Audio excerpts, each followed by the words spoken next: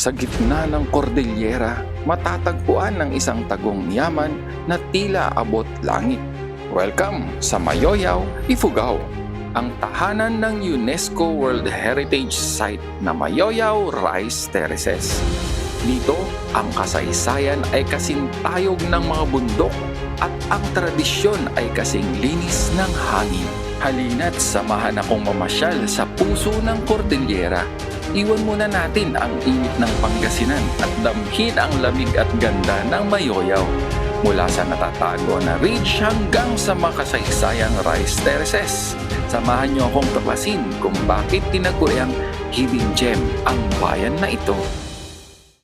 Gumamit kami ng Google Map paano pumunta dito at itinuro kami sa bayan ng Santiago City. Doon daw ay mas okay ang daanan dahil hindi sobrang liko-liko, pero tignan nyo naman ang daanan namin. Bangin na at mukhang nasa ibabaw na kami ng kabundukan. Napansin ko kapantay na namin yung mga bundok doon sa kabilang lugar. At mukhang mas mataas pa nga kami ngayon dahil paahon itong aming dadaanan. At tignan nyo nga itong dalawang to, di ba? Nag-e-enjoy sila sa view. Sana all. Matapos ang 10 oras na biyahe ay narating din namin ang town proper ng Mayoyaw, Ifugao. Located ito sa taas ng bundok, kitang-kita nyo naman sa ating video. Yang nasa harapan ninyo ang kanilang municipal hall na nasa tuktok. Nandun naman sa may right side ang kanilang palengke. Mula sa bayan ay matatanaw na rin natin ang iba't ibang mga barangay dito sa kanilang bayan.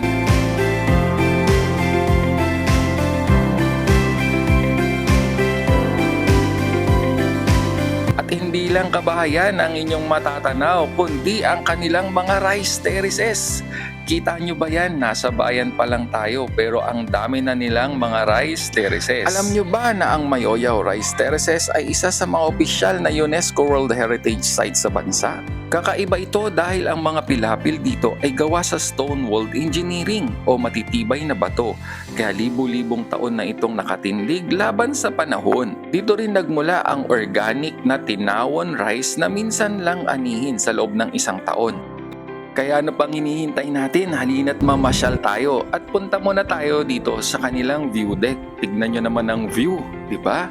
Nakaka-relax at ang sarap sanang mag-picnic. Nandito rin ang kanilang falls pero pababa ito at mas gusto kong umakyat sa bundok dahil meron akong talagang gustong mapuntahan sa bayan ng Mayoyaw.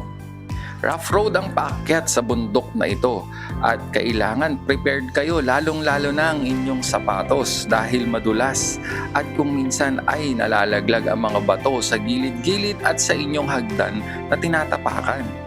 At kailangan may baon kayong tubig kasi akala mo madali lang umakyat pero nakakapagod at nakakahingal. Pagod. Hinihingal na ako. Hindi ka pagpapawisan basta-basta dahil malamig ang hangin pero mararamdaman mo ang hingal at pagod sa pag-akyat. Akala ko kapag nandun ka na sa tuktok ay yun na yun. Yung pala, meron ka pang kailangang i-trek at lakarin. Kung minsan makakaramdam ka ng gusto mo nang bumalik at ayaw mo nang ituloy dahil sa sobrang pagod mo sa pag-akyat. Pero pag nakikita mo yung view sa paligid, parang gusto mo pa ring akyatin dahil nandito ka na at wala nang atrasan to. Hanggang sa narating namin itong view deck area na to kung saan makikita mo na ang hagdan. Ito na ba ang stairway to heaven?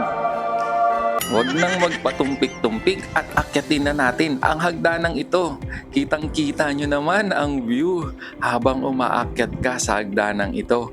Nakaka-amaze at nakakagulat na meron palang ganitong area sa Mayoyaw na matatanaw mo at nasa taas ka ng mga kabundukang ito. Sana all.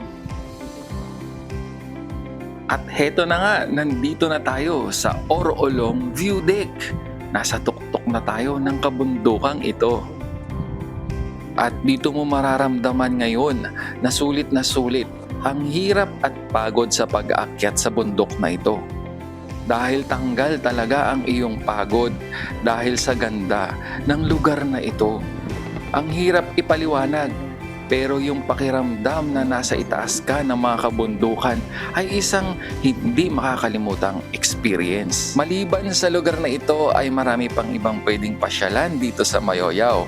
Pero dahil kulang na ang aming oras at kailangan na naming bumaba, ito ang isa sa mga pinili kong hindi ko palalampasin na hindi mapuntahan.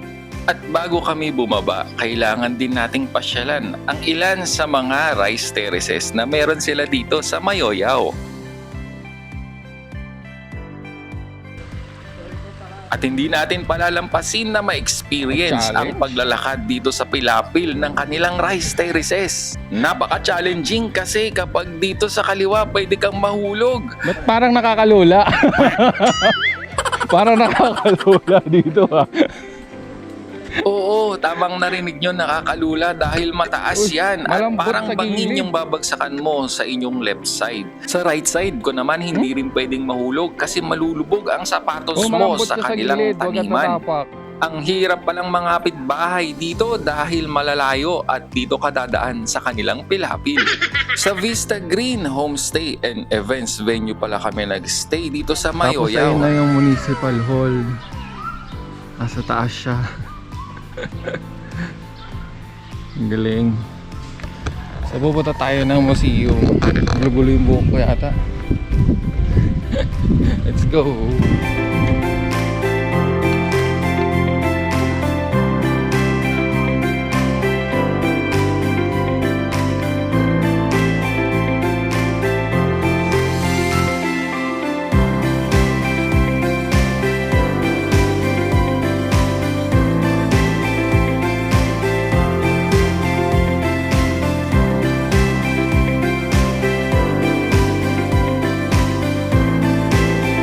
At dyan nagtatapos ang ating adventure. Maraming salamat pala sa lahat ng aming mga nakasalamuha at nakasama sa Mayoyaw. Kaya ano pa ang hinihintay ninyo kapag may time lalo ngayong summer? Pwede kayong mamasyal sa bayan ng Mayoyaw. Hanggang sa susunod nating adventure, maraming salamat at paalam!